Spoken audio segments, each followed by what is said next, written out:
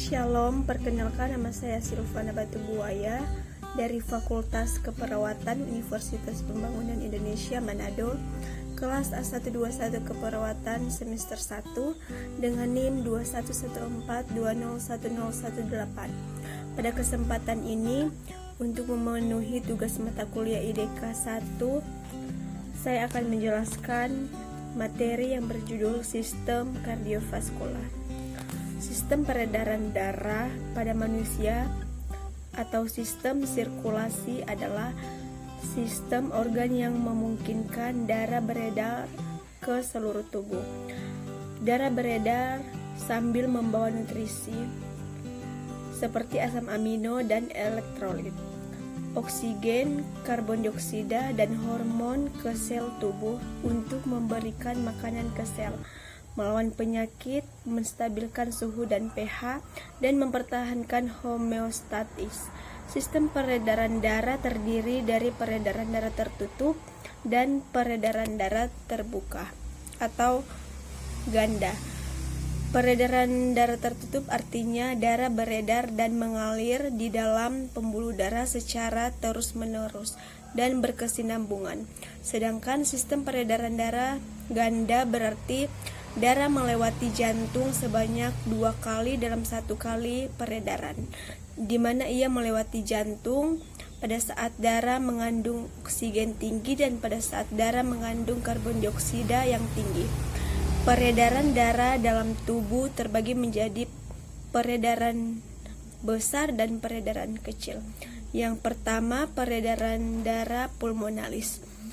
Peredaran darah pulmonalis atau peredaran darah kecil menunjukkan jalur aliran darah yang lebih pendek, dimulai dari jantung bagian ventrikel atau bilik kanan, kemudian dari darah menuju arteri pulmonalis.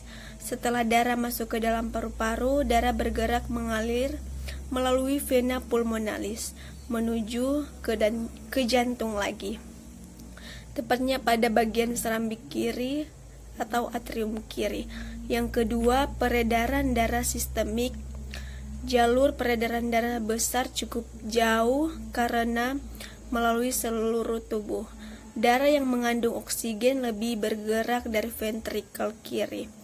Dari ventrikel, kontraksi menyebabkan katup aorta terbuka. Dari aorta, darah mengalir ke seluruh tubuh melalui arteri yang terhubung ke seluruh tubuh.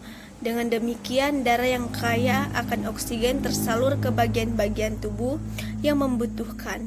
Setelah tiba di bagian pembuluh kapiler, maka terjadi pertukaran oksigen dan karbon dioksida. Darah yang mengandung karbon dioksida bergerak kembali menuju ke vena cava. Darah yang terdapat pada bagian bawah jantung akan bergerak ke vena cava inferior. Adapun darah yang terdapat pada bagian atas jantung akan bergerak ke vena cava superior. Kedua vena cava tersebut memiliki ujung di atrium kanan dan membawa darah yang mengandung karbon dioksida tinggi. Proses ini berlangsung secara terus-menerus selama hidup. Adapun alat-alat peredaran darah terdiri dari jantung.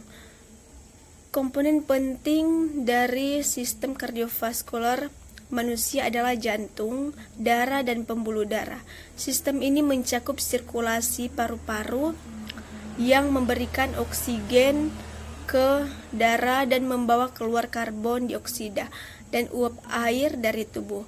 Orang dewasa rata-rata memiliki sekitar 5-6 liter darah atau merupakan 7% dari total berat badan. Sistem pencernaan pada manusia bekerja dengan sistem sirkulasi untuk memberikan nutrisi ke jantung. Jantung terletak pada interior tulang punggung di belakang dan posterior pada tulang dada di dada. Dalam istilah ilmiah dapat dikatakan jantung terletak pada sum sternum, pusat dada, dan superior pada perut. Denyut jantung normal adalah 72 kali per menit. Denyut jantung dikatakan abnormal cepat yaitu jika lebih dari 100 per menit. Kondisi ini dikenal sebagai takikardia. Sebaliknya, denyut jantung abnormal lambat dikenal sebagai bradikardia. Detak jantung atau bahkan palpitasi dapat dirasakan di dada, leher, dan tenggorokan. Bagian-bagian jantung yang pertama, katup jantung. Fungsi jantung memompa darah dengan baik menuju paru-paru dan sistem tubuh. Untuk mencegah darah mengalir mundur kembali ke jantung, maka jantung memiliki sistem katup. Katup jantung dapat dibagi menjadi dua jenis, yaitu katup atrioventrikular dan semilunar. Katup atrioventrikular terletak di tengah-tengah jantung antara atrium dan ventrikel. Katup ini memungkinkan darah hanya mengalir dari atrium ke ventrikel. Katup atrioventrikular di sisi kanan jantung disebut katup trikuspid karena terbuat dari 3 katup yang terpisah untuk memungkinkan darah melewati dan menghubungkan untuk memblokir regurgitasi darah. Katup atrioventrikular di sisi kiri jantung disebut katup mitral atau katup bikuspid karena memiliki 2 katup. Katup atrioventrikular yang melekat pada sisi ventrikel dengan tali kuat disebut chorda tendinea. Chorda tendinea tertarik pada katup atrioventrikular untuk menjaga mereka dari terlipat ke belakang dan memungkinkan darah untuk dimuntahkan melewati mereka kembali. Selama kontraksi dari ventrikel, katup atrioventrikular terlihat seperti parasut. Kuba dengan tendinea chorda bertindak sebagai tali yang memegang parasut kencang. Selanjutnya, katup semilunar. Katup semilunar berbentuk mirip bulan sabit, terletak antara ventrikel dan arteri yang membawa darah dari jantung. Katup semilunar di sisi kanan jantung adalah katup paru. Dinamakan demikian karena mencegah aliran balik darah dari batang paru ke ventrikel kanan. Katup semilunar di sisi kiri jantung adalah katup aorta. Diberi nama demikian karena mencegah aorta dari muntah darah kembali ke ventrikel kiri. Katup semilunar terdiri dari katup atrioventrikular dan tidak memiliki chorda tendinea untuk menahan mereka di tempat. Jantung terletak dalam rongga berisi cairan yang disebut rongga perikardial. Dinding dan lapisan rongga perikardial adalah membran khusus yang dikenal sebagai perikardium. Perikardium adalah jenis membran serosa yang menghasilkan cairan serosa untuk melumnasi jantung dan mencegah gesekan antara jantung dengan rongga sekitarnya. Selain pelumasan, perikardium berfungsi untuk menahan jantung tetap dalam posisi dan mempertahankan ruang kosong jantung untuk mengembang bila sudah penuh. Perikardium memiliki 2 lapisan visceral yang menutupi bagian luar jantung dan lapisan parietal yang membentuk kantung di sekitar bagian luar rongga perikardia. Selanjutnya, yang kedua, struktur dinding jantung. Dinding jantung terbuat dari 3 lapisan, yaitu epikardium, miokardium, dan endokardium. Yang pertama, epikardium. Lapisan epikardium adalah lapisan terluar dari dinding jantung dan disebut juga dengan lapisan visceral perikardium. Ini adalah lapisan tipis membran serosa yang membantu melumasi dan melindungi bagian luar jantung. Yang kedua, miokardium. Miokardium adalah lapisan tengah otot dari dinding jantung yang berisi jaringan otot jantung. Miokardium menjadi mayoritas dari ketebalan dan massa dari dinding jantung dan merupakan bagian dari jantung yang bertanggung jawab untuk memompa darah. Di bawah miokardium adalah lapisan endokardium tipis. Yang ketiga, endokardium. Endokardium ini adalah squamosa sederhana yang merupakan lapisan endotelium yang melapisi bagian dalam jantung. Endokardium sangat halus dan bertanggung jawab untuk menjaga darah tidak menempel ke dalam jantung dan membentuk bekuan darah yang berpotensi mematikan. Ketebalan dinding jantung bervariasi di berbagai bagian jantung. Atrium jantung memiliki miokardium sangat tipis karena mereka tidak perlu untuk memompa darah yang sangat jauh, hanya untuk ventrikel di dekatnya. Ventrikel di sisi lain memiliki miokardium sangat tebal untuk memompa darah ke paru-paru atau seluruh tubuh. Sisi kanan jantung tidak memiliki miokardium di dinding dari sisi kiri karena sisi kiri harus memompa darah melalui seluruh tubuh. Sementara sisi kanan hanya memiliki untuk memompa ke paru-paru. Selanjutnya yang ketiga, ruang jantung.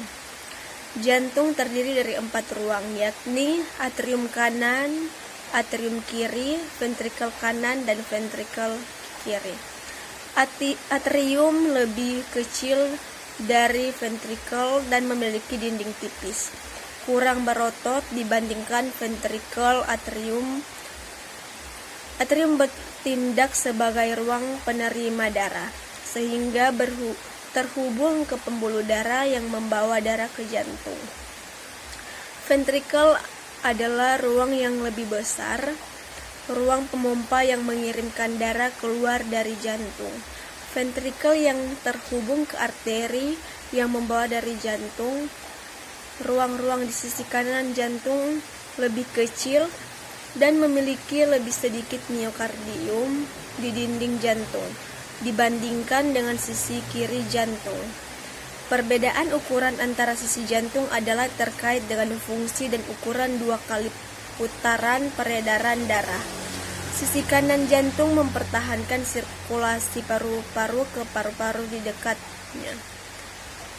Sementara sisi kiri jantung memompa darah sampai ke ekstremitas tubuh dalam putaran peredaran darah sistemik. Selanjutnya, fisiologi jantung.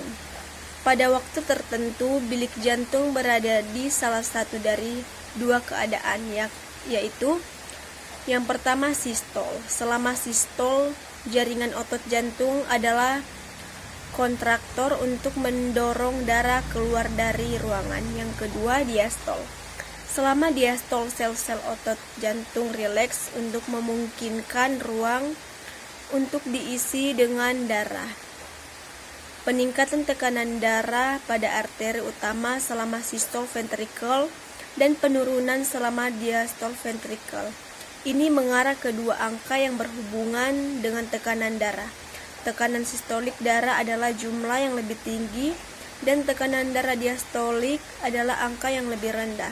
Misalnya tekanan darah 120/80 menggambarkan tekanan sistolik 120 dan tekanan diastolik 80. Selanjutnya, siklus jantung. Siklus jantung mencakup semua peristiwa yang berlangsung selama 1 detak jantung. Ada 3 fase jantung, yaitu sistol, atrium, sistol ventrikel, dan relaksasi. Yang pertama, sistol atrium. Selama fase sistol atrium dari siklus jantung, atrium berkontraksi dan mendorong darah ke dalam ventrikel untuk memfasilitasi pengisian ini. Katup atrioventrikular tetap terbuka dan katup semilunar tetap tertutup untuk menjaga darah arteri masuk kembali ke jantung. Atrium jauh lebih kecil daripada ventrikel, sehingga hanya mengisi sekitar 25% dari ventrikel selama fase ini. Ventrikel tetap diastol selama fase ini. Selanjutnya, sistol ventrikel. Selama sistol ventrikel kontraksi, ventrikel untuk mendorong darah ke aorta dan batang paru. Tekanan dari ventrikel memaksa katup semilunar untuk membuka dan katup anterioventrikular untuk menutup.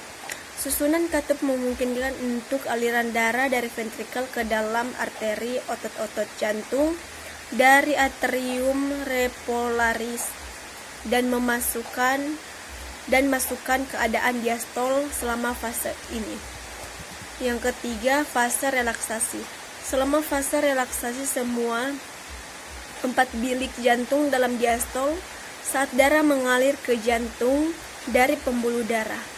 Ventrikel mengisi kapasitas sekitar 75% selama fase ini dan akan terisi penuh hanya setelah atrium masuk sistol. Sel-sel otot jantung dari ventrikel repolaris selama fase ini untuk mempersiapkan untuk putaran berikutnya, depolarisasi dan kontraksi. Selama fase ini, katup atrium ventrikular terbuka untuk memungkinkan darah mengalir bebas ke dalam ventrikel, sedangkan katup semilunar tertutup untuk mencegah regurgitasi dari darah dari arteri besar ke dalam ventrikel. Cara mencegah serangan jantung. Yang pertama, konsumsi makanan yang sehat untuk jantung, rutin berolahraga, jaga berat badan yang ideal, perbanyak minum air putih, belajar mengelola stres, berjemur sinar matahari, ikuti panduan khusus berpuasa, cek kesehatan rutin. Memahami gejala penyakit jantung, cara mencegah penyakit tersebut, pasalnya mewaspadai gejala lebih awal membuat seseorang akan memperoleh perawatan yang tepat lebih cepat. Itu artinya keparahan gejala sekaligus komplikasi penyakit jantung seperti serangan jantung, gagal jantung, atau stroke dapat dihindari.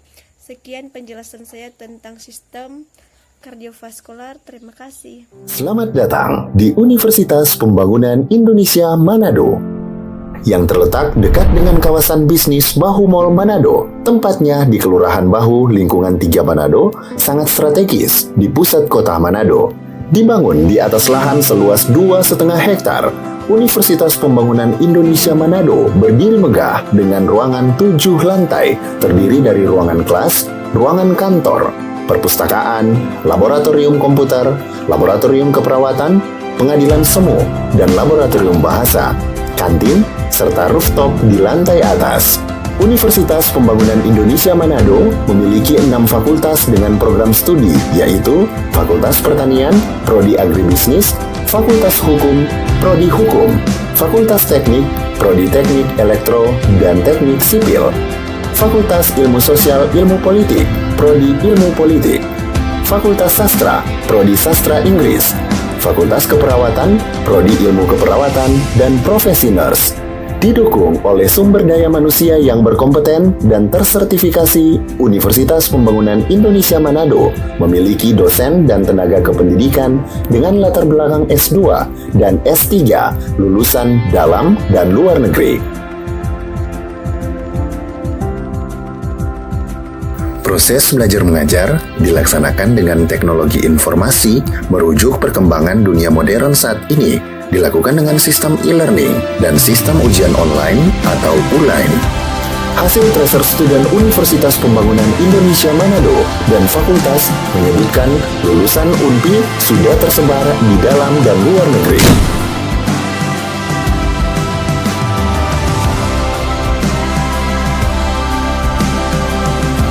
Selamat bergabung putra-putri terbaik bangsa. Kembangkan dirimu, raih cita-citamu setinggi bintang di langit. Kami siap menghasilkan generasi terbaik dan pemimpin di masa depan.